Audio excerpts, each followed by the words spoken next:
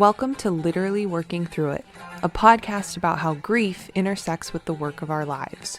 I'm your host, Brigid Dodge, and I'm honored to have you join me in this space.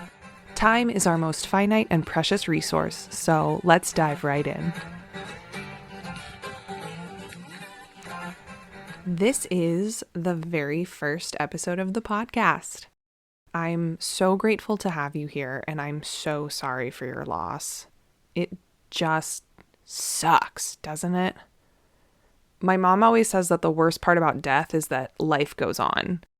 And that's what this podcast is about. Not moving on from grief, but figuring out how to move forward with it. But if you're like me, you are fucking tired.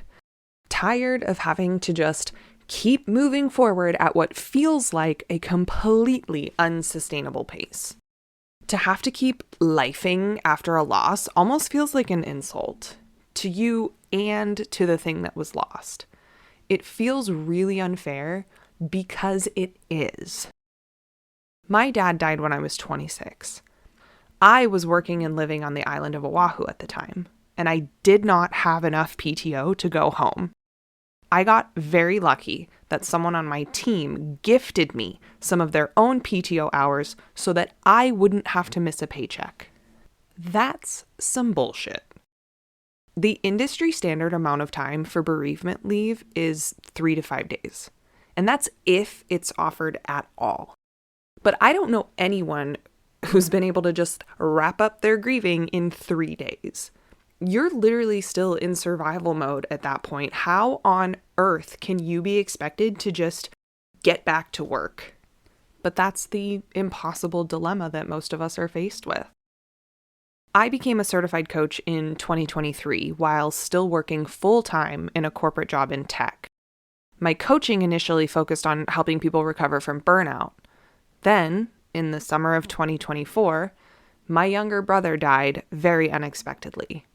And I had to take a step back from coaching and turn my attention to myself and my own grief. And I had this realization that there's a Venn diagram. You know those two circles with an overlapping part that they have in common? There's a Venn diagram with grief and burnout. There's something in common that makes both of those things very difficult to overcome. And that thing is capitalism.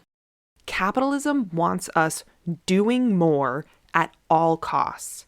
And so those of us who are grieving have to figure out a way to process our loss while still having to push and produce and work in order to survive. In this space, we're going to explore how we integrate profound grief while also challenging these exploitative systems that discourage us from truly feeling it. I'll be sharing personal stories and interviewing experts so that we can all learn how to create more space in our lives for this healing. That's what I'm trying to figure out myself, so trust me when I say I am on this journey with you. When my dad died, I had no metaphorical tools in my tool belt, as they say. I was just a little Sagittarius 20-something trying to follow my dreams when that got rudely interrupted. But by the time my brother died 11 years later, I had actually learned how to better support myself. All the work that I had put in about burnout in terms of being able to complete stress response cycles and mindfulness and embodiment, all of that ended up serving me really well in my grief journey. And I was able to figure out how to pour into myself by sitting with and witnessing my grief in less than 15 minutes a day because that is all I had.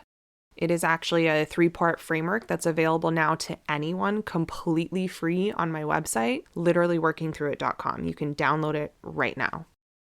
In my experience, people don't really feel comfortable just being with grief, but grief is actually the thing that we all have in common. If you haven't experienced grief yet, you will.